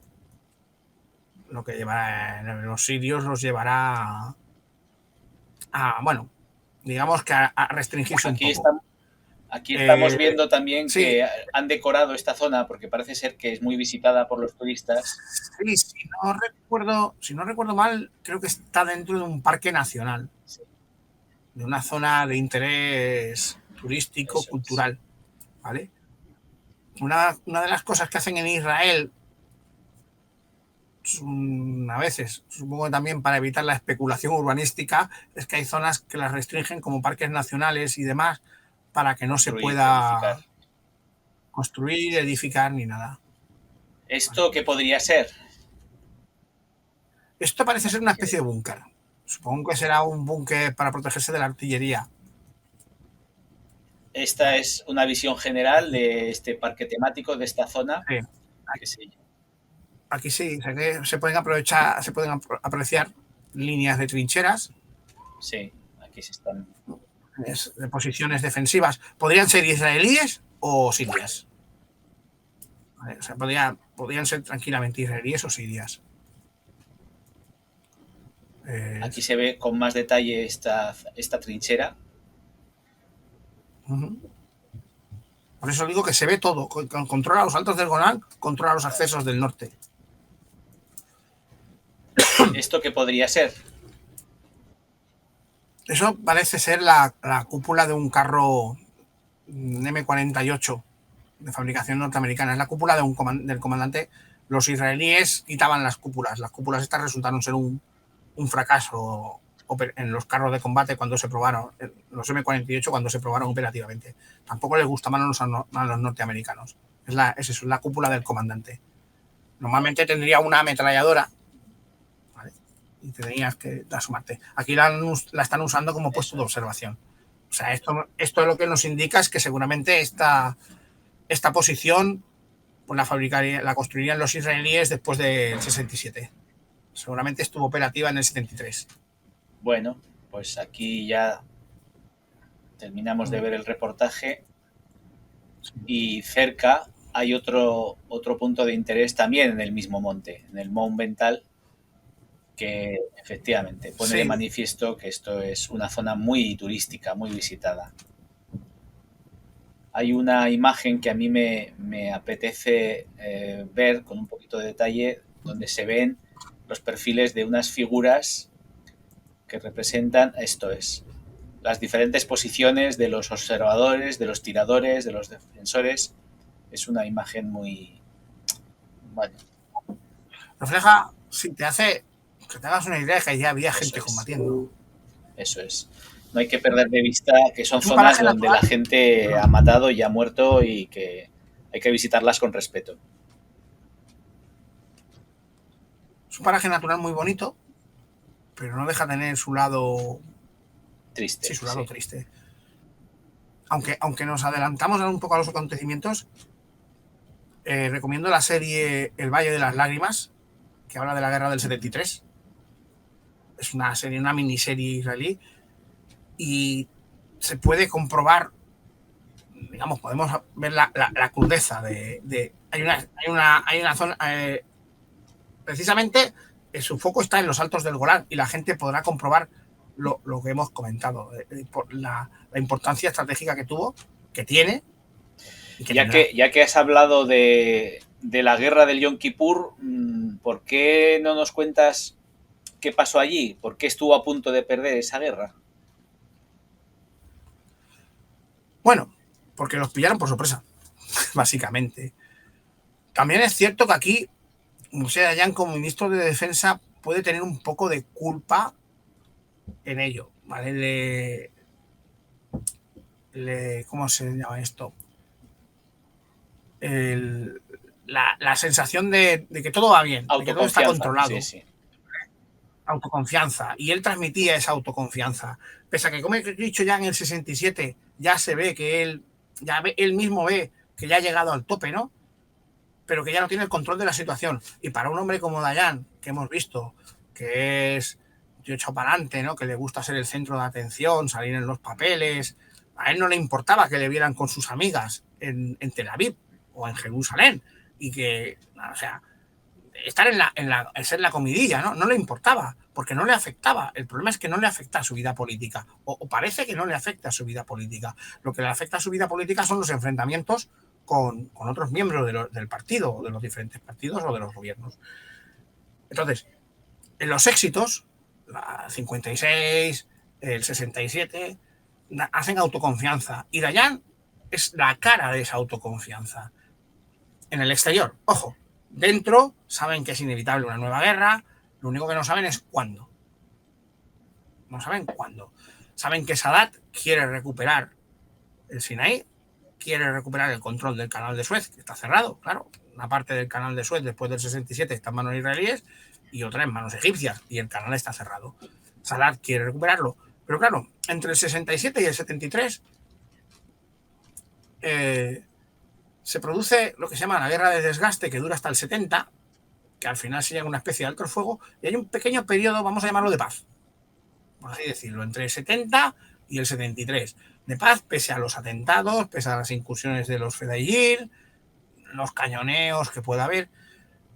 Y ese periodo da mucha autoconfianza. Además, ya es lo que decimos, han ganado a enemigos superiores. Claro. 3 veces que se han enfrentado, 3 veces que han ganado. Ya. Pero de cara al exterior, ese es el problema, es de cara al exterior. Y Dayan transmite esa confianza. Es la cara amable del gobierno, es el ministro de Defensa, el hombre con suerte, el que nos ha llevado a la victoria. Porque aunque en el 67 él no ha hecho nada, por así decirlo, era el ministro de Defensa y él ha llevado a Israel a la victoria. Y en el 73, Sadat juega bien sus cartas, les engaña y consigue la sorpresa estratégica. Y entonces aquí vamos a ver la otra cara de este Dayan irresponsable. De golpe y porrazo, Dayan, que ojo, estamos en el 73, él aquí ya es consciente de una cosa: pese a todas las guerras que pueda ganar Israel, no va a conseguir la paz. ¿Vale? Una cosa que no he dicho es que cuando ocupan Gaza y Cisjordania bajo su gobierno militar, él procura que los árabes se autogobiernen, que la intervención israelí en esa zona sea la más mínima, pese a la presión del ala más dura, más derechista. Que ojo, que él pertenece a ese ala más dura, más derechista. Pero, y eso lo hemos hablado antes, él, como Begin, Rabin, todos los halcones, Samir, todos estos halcones de la guerra del 48, todos estos halcones de la guerra del 56 están teniendo una evolución hacia la paz, hacia ver que es que no se puede seguir combatiendo eternamente. Israel no puede estar luchando eternamente, por muchas guerras que gane, no va a conseguir la paz. Él intenta una política de pacificación en Gaza y Cisjordania, que por desgracia, una vez él se marche, no va a continuar. Una vez él deje de ser ministro de Defensa, no va a continuar. Entonces, en el 73, él está intentando todavía aplicar esa política, pero al mismo tiempo no quiere darle más derechos a los palestinos. Él está luchando por su país y él lo que tiene miedo es de dar demasiada autonomía a los palestinos, pero de hecho también ve que esos territorios que han ocupado, que él no quería ocupar en el 67, le está trayendo más problemas, más males que beneficios. Eso él también lo está viendo. Y aquí entonces, como he dicho, esa cara amable, esa cara de suerte, eso del general que nos ha llevado a la victoria, de golpe y porrazo, cuando se produce la invasión del 73, algunos dicen que cae en un estado de depresión, que cae en un estado de no sé qué. No, es que él es realista y ve que Israel puede perder. Y el problema es que siendo realista, diciendo que Israel puede perder, es cuando empieza a hundirse su popularidad. Se da la vuelta al calcetín. Sí, él lo que está diciendo, oye, que nos están apalizando, que esta guerra no es la para la que ya nos habíamos preparado. Claro, les pillan por sorpresa. Los egipcios vienen con los misiles contra carros de Tessager, un arma novedosa. La fuerza corazonada israelí sufre unas bajas espantosas. Pero claro, el resto de ministros, el resto del gobierno intentan ser positivos. Él no, él es realista. Tan realista que al final le acusan de fatalismo, de que se ha deprimido, de que se ha hundido, de que tú que vas, le prohíben hablar en televisión, no quiere que dé más conferencias y le llega a decir a Golda Meir, oye, que si quieres dimito. Si te voy a causar problemas, yo dimito y me voy. Pero ojo, nadie encima va y le dice, pero me voy a ir por no causarte problemas, porque nadie va a poder hacer este trabajo como yo. Claro. Ojo. Esto me lleva también a una pregunta, ¿no? ¿Cómo fueron las relaciones entre estos dos personajes, entre Golda Meir y Moshe Dayan? Tirantes pero cordiales. Meir venía del ala dentro del Mapai, del partido de Ben Gurión, venía de una ala opuesta o sea, había sucedido a Ben Gurión y se había puesto incluso en su contra, políticamente hablando, ojo. ¿Vale? Entonces, claro, Dayan, que se consideraba más cercana a Ben Gurión, incluso cuando ya este fallece, era visto como, pues eso, como de una facción opuesta. Pero es lo que digo, es su primera ministra, es su jefa de Estado, es su comandante en jefe, y él, como ministro de Defensa, lo que diga la posición de firmes. Hay respeto. Sí, hay un respeto, hay una obediencia. Aparte, se conocen desde hace muchos años. O sea, han estado dentro del mismo partido. No son dos personas que no... ¿vale? De hecho, Dayan es aceptado en lo que llaman las reuniones de la cocina, que se hacen en la cocina de la casa de Golda Meir, ¿vale? Que esa es otra. Llega un momento en que a Dayan lo van dejando de lado. O sea, de lado en el sentido de decir, el jefe de Estado Mayor dice, a ver, me molesta, chavalín, por decir algo. Eres el ministro de Defensa, pero aquí el operativo lo llevo yo. Y como se pone en plan pesimista, claro, todo este pesimismo le va a pasar factura luego, cuando acabe la guerra. Esta guerra no la va a ganar él, por mucho que acabe con victoria. Vale. Su papel aquí es residual, pese a que toma una serie de decisiones importantes. Luego hablamos de esas decisiones, si te parece, Domingo. Vamos a visitar la otra parte que habíamos dejado, que es la parte occidental. Y, por ejemplo, nos habíamos dejado Port Said. Port Said, podemos irnos al Sinaí. Esto es. Que bueno, no deja de ser una ciudad portuaria parecida a Suez, con pues las típicas imágenes de minaretes, mezquitas, puertos y demás, ¿no? Esto por un lado. Y por otro lado, vamos a ver, bueno, este monumento al soldado desconocido, que es un monumento espectacular, radicado en El Cairo. Una imagen, vamos a ver si nos podemos poner encima.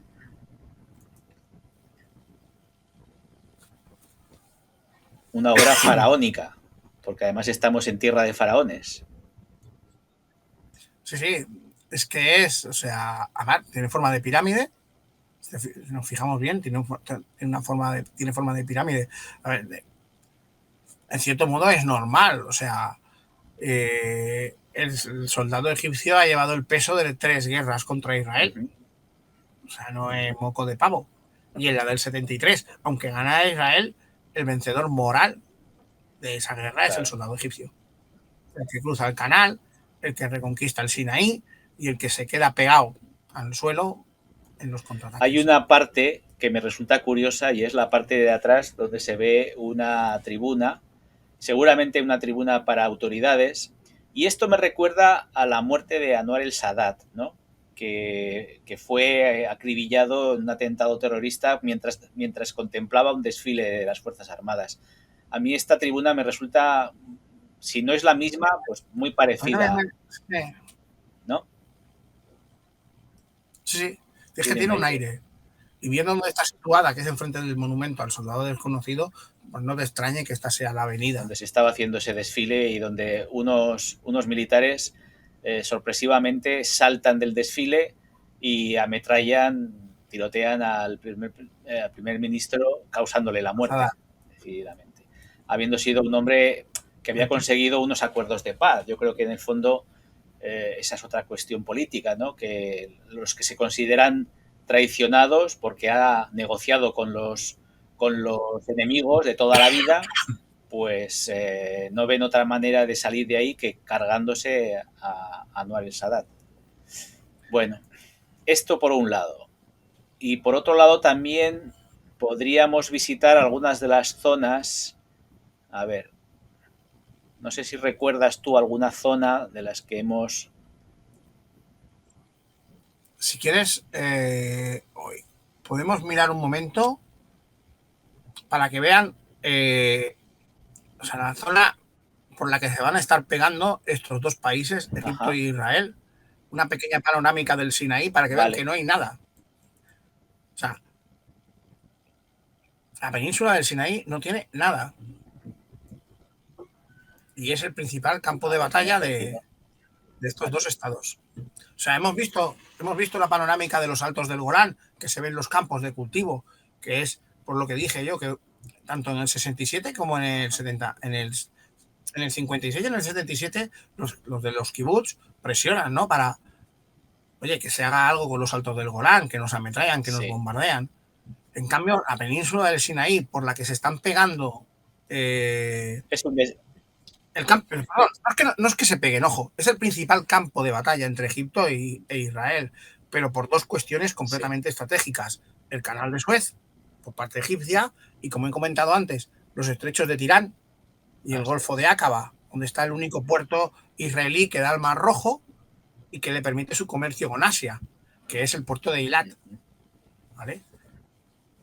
De hecho, tanto en el 56 como en el 67, las principales operaciones militares en el Sinaí van a desmilitarizar el Golfo de Aqaba por parte de los egipcios, o sea, sacar a los egipcios del Golfo de Aqaba. En el 67 los israelíes acaban ocupando el Sinaí y no se tienen que preocupar de que los egipcios se lo cierren los estrechos. Y si hablamos del Sinaí, tendremos que hablar del paso de Mitla, porque es crucial en estas dos guerras, o en las tres en realidad, ¿no?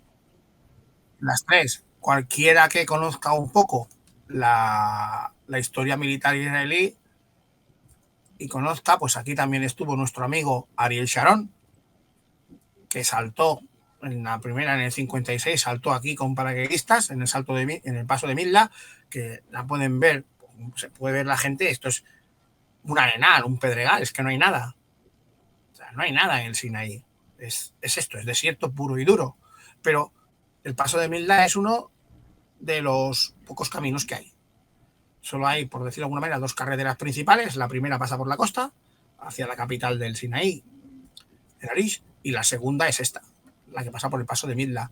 Este paso y otro que se llama de Gidi, creo, serán cruciales en los tres conflictos, porque se cortan los suministros. O sea, cualquiera que se retire o va por la carretera de la costa, que tampoco hay nada, con lo cual la aviación enemiga te puede bombardear a placer, o si no, pues te metes por las carreteras estas, por el paso este de Mitla, donde te pueden emboscar desde ambos lados.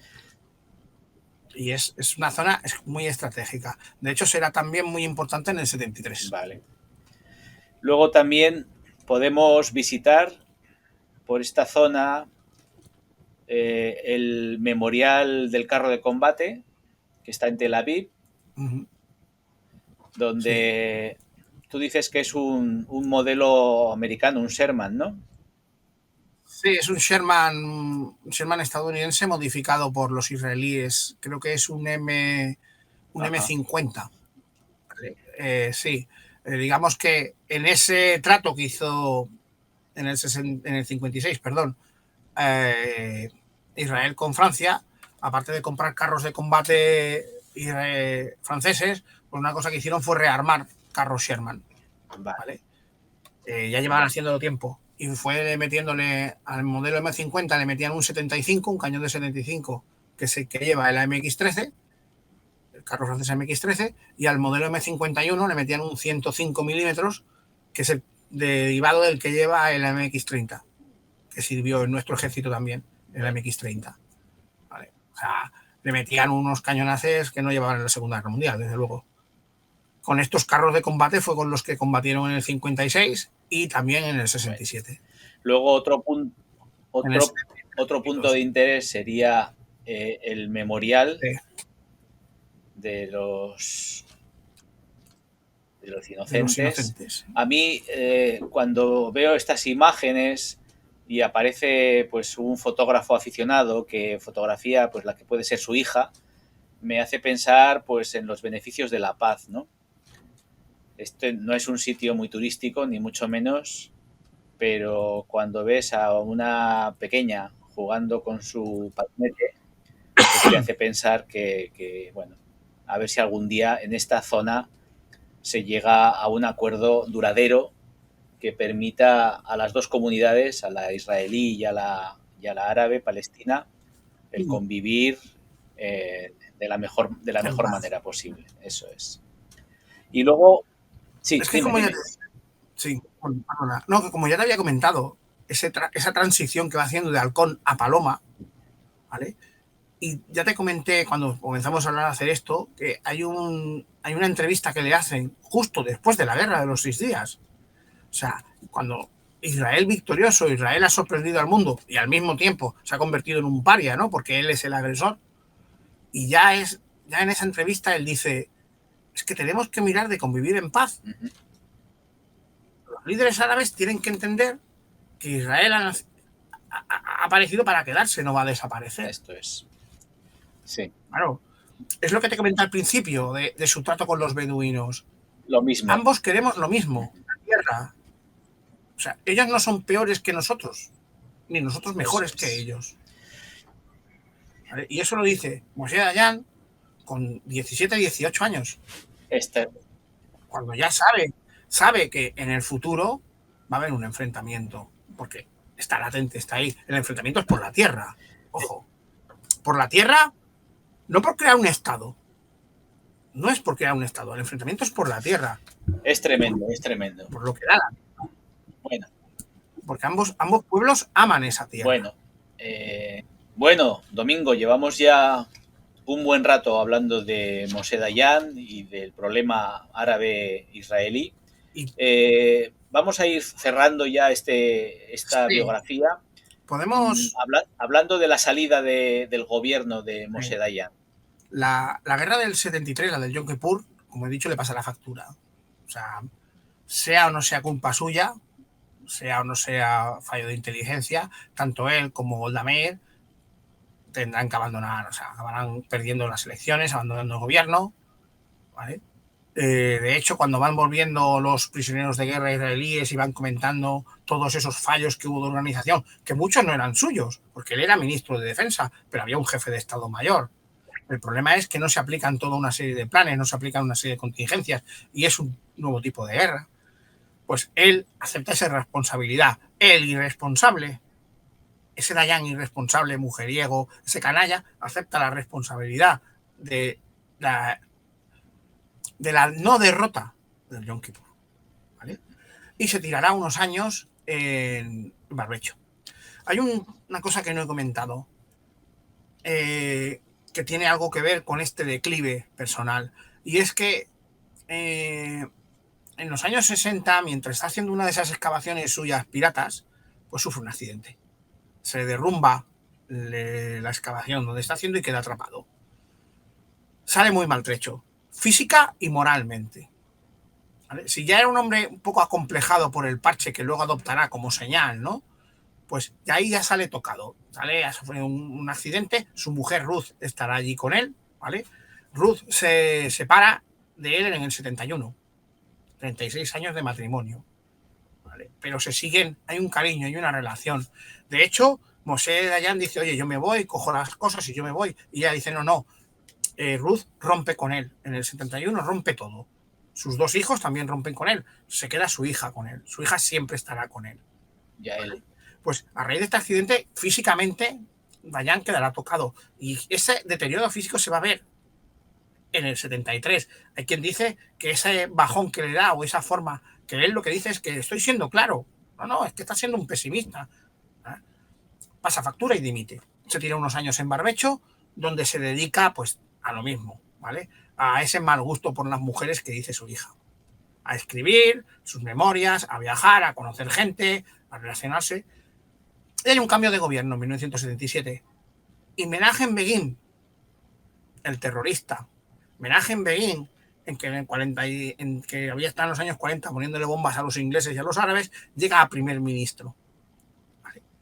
Llega a primer ministro con las bendiciones de David Ben Gurión. Han sido enemigos políticos. Pero David Ben Gurión, hay una entrevista y dice, estás preparado y te doy mi bendición. Y lo llama como ministro de Exteriores. Que antes me he equivocado, ¿no? Su tope no es el de ministro de Defensa, su tope es el de ministro de Exteriores. Que no va a ser un cargo baladí, porque se va a dedicar a buscar la paz. Y el éxito de esta misión es Camp David. El Tratado de Paz de Camp David, entre Egipto e Israel. Estamos hablando de la presidencia de Jimmy Carter. Exacto. O sea, durante todo este periodo, desde el 77 hasta prácticamente su muerte, se dedica a buscar la paz. El halcón, el hombre agresivo, el que instaura las represalias a las incursiones árabes. O sea, he dejado cosas en el tintero, pero tiene cosas muy negras en el apartado político. O sea, digamos que podemos hablar de Maquiavelo en este caso, ¿no? Lo de, ¿cómo era aquello? El fin justifica los medios. ¿Quién justifica los medios? En este caso, el problema está que el fin que él busca es la paz. ¿Vale? Aunque sea una paz armada, pero él quiere la paz. Él no quiere estar pensando que dentro de cada 10, de cada 5 años va a haber una guerra con los países árabes. ¿Vale? Él busca la paz. Los medios pueden no ser los adecuados, pero al final, en el 77, o sea, entre el 77 y el 81 que fallece, él lo consigue. Él consigue ver esos frutos en el acuerdo de Camp David con Menachem Begin. Aquí hay uno de esos cambios que él hace de partido. Se pasa al Likud, que el Likud es la derecha, ojo. O sea, y él está considerado como de esa extrema derecha nacionalista, pero no es sionista, como yo he dicho. Dayan no es un sionista. De hecho, ya lo digo, cualquiera que lea sus memorias, las suyas, o cualquiera escritas sobre él, verá que no es un sionista. Es curioso, no se define como sionista. Y entonces eso, consigue que se logre la paz de Camp David. En el 80 dimitirá por motivos de salud, ¿vale? Pero le puede el gusanillo y forma un pequeño partido político que se llamará Telem, que bueno, no consigue nada y, como yo digo, un año y algo después fallecerá con esa salud. Fallece, creo que de un ataque, no recuerdo si de un ataque al corazón o algo así. Tenía también algún cáncer, ¿no? O un cáncer, no recuerdo bien. Se juntan varios. Sí, pero es eso, ¿no? O sea, desde hasta. Es ministro de Exteriores hasta octubre del 79. Ojo, durante 3 años. Pero los acuerdos de Camp David son gracias a él, a moverse entre bastidores, a que la gente le conoce. Porque bajo esa apariencia, como yo digo, pues hay un hombre que quizás no sea culto, ¿no? Porque él cultiva esa imagen de Kibbutzim. Él cuando se retira pues se va a Nahala, que es donde él ha estado viviendo con su mujer, que es otro kibutz al sur de Begania, y él está allí. De hecho, cuando fue ministro de Exterior, yo creo que cuando fue ministro de Agricultura y demás, creo que fue su etapa más feliz, entre comillas, ¿no? Entonces, es lo que yo digo, él es una persona compleja, porque él lo dice, él puede ser jefe, liderar, pero no puede estar por debajo de nadie, pero sabe que no va a ser primer ministro, ni se plantea nunca presentarse al cargo de primer ministro. Es más, siempre espera que le llamen. Él no se ofrece para ningún cargo. Siempre está esperando que le llamen. Yo considero que es, que he dicho, hay 3 personalidades en él: el militar, el político y el privado, el padre, el hijo, el marido, ¿vale? Se casará con Rachel, esta mujer que conoció en un viaje volviendo de Europa, de una de estas negociaciones. Se casará 3 años después de separarse. De separarse. Pero, ojo, que han estado manteniendo la relación este tiempo. Y su mujer sabía que existía esta otra mujer. Y esta otra mujer, Rachel, es testigo también de todo eso, de este todo calaverismo, ¿no? De este todo canallismo de Moshe Dayan, que su hija decía que el problema es que tenía mal gusto con las mujeres. Sí. Pero le espera porque sabe que Dayan está enamorado de ella y está enamorado de Dayan y se acaban casando. Sus hijos le rechazarán. De hecho, uno de ellos escribirá una biografía de su padre, de estas en contra de él. Tú me comentaste una vez que eso se llamaba asesinar al padre, ¿no? El matar al padre, Matar sí. al padre. Es un término psicoanalítico que significa que desde el punto de vista de la evolución, los hijos varones tienen que deslingarse del padre, desvincularse del padre, y eso Freud le puso el título, la categoría de matar al padre. Es una muerte psicológica, no es una muerte real. Él lo hizo con su padre y sus hijos. Uno de ellos lo hará con él. Lo hizo con él. De hecho, su hija estará con él. Y es curioso la carrera política, ¿no? O sea, Dayan dedica sus últimos años a buscar la paz. Su hija, que forma parte de partidos de izquierda, ahora no recuerdo si todavía está viva, la hija de Dayan, ha llegado a ser vicealcalde de Jerusalén. O sea, está ocupando puestos y ha estado también en lo mismo, en partidos que buscan la paz, en partidos opuestos a la guerra. O sea, hay ese viaje, ese viaje humano, ese viaje, ¿cómo diríamos? Esa transición de Alcó a Paloma. Y precisamente por ir ya cerrando, vamos a visitar los últimos lugares para hacer... antes de este quería recordar, este es un monumento a la masacre de Múnich. Sí. Donde aquí Golda Meir fue la que tomó la decisión de llevar a cabo esa política de represalias que la llamó la Operación Cólera de Dios o algo por el estilo. Sancionada por el ministro de Defensa, que era Moshe Dayan. Y bueno, pues como decías tú antes, los monumentos israelíes son bastante precarios, no son grandes obras, pero son curiosos, dejan testimonio de un saber hacer, ¿no? Luego está, este sí que tiene un poquito más de contenido y es el monumento a los justos entre las naciones, ¿no?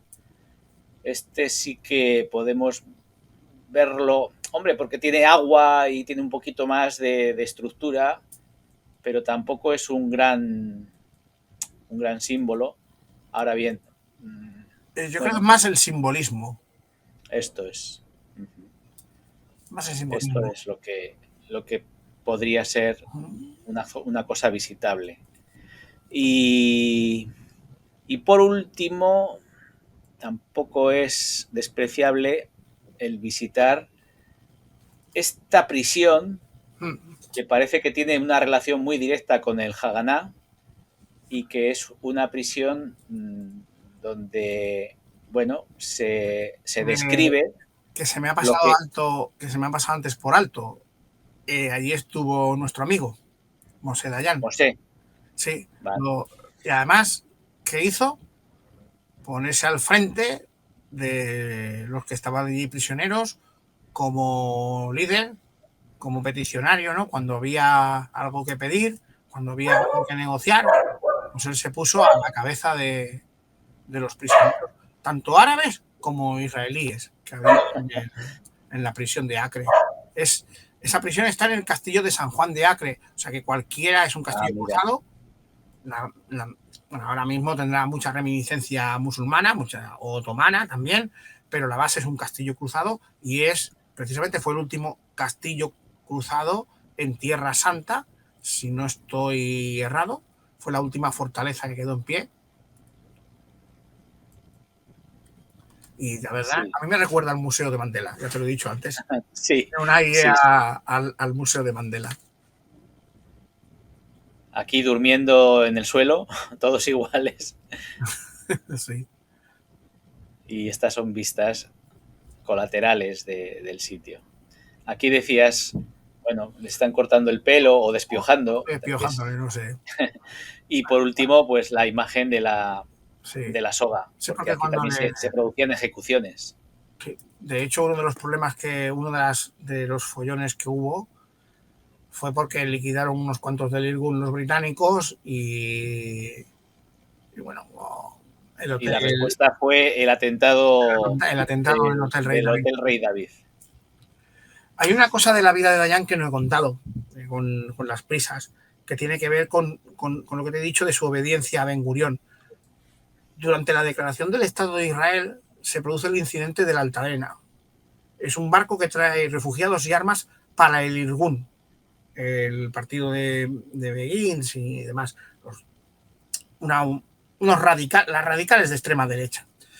Y Ben Gurión le ordena a Dayan que se apropie del barco y de las armas, porque una cosa que se ha afirmado es que todas las unidades judías, todos los grupos militantes judíos se concentrarán en lo que es el Zahal, las fuerzas de defensa de Israel. No habrá múltiples guerrillas, múltiples líderes y demás.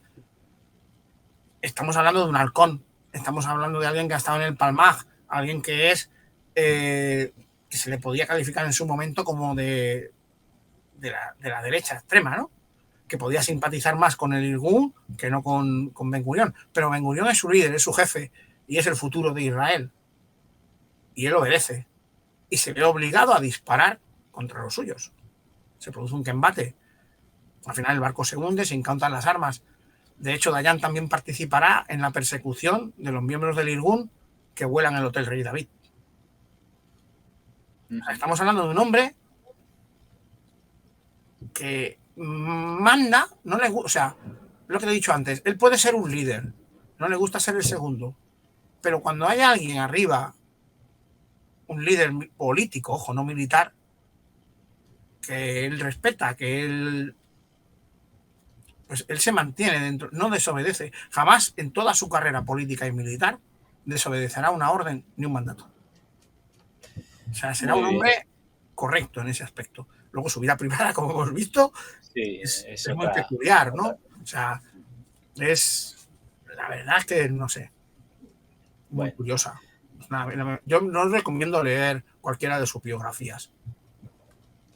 La más nueva está muy bastante bien, porque además el que la ha escrito participó en las conversaciones del 56, fue ayudante de Dayan, acabó también militando en un partido opuesto que buscaba la paz, o sea, se pasó también del partido de las armas al partido de la paz.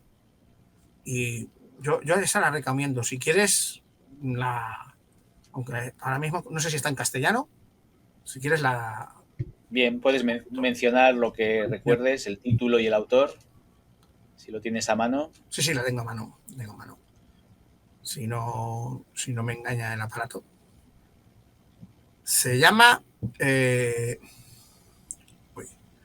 Moshe Dayan, el héroe controvertido o el héroe... Controversial Hero. Sí, el Controversial Hero de Israel.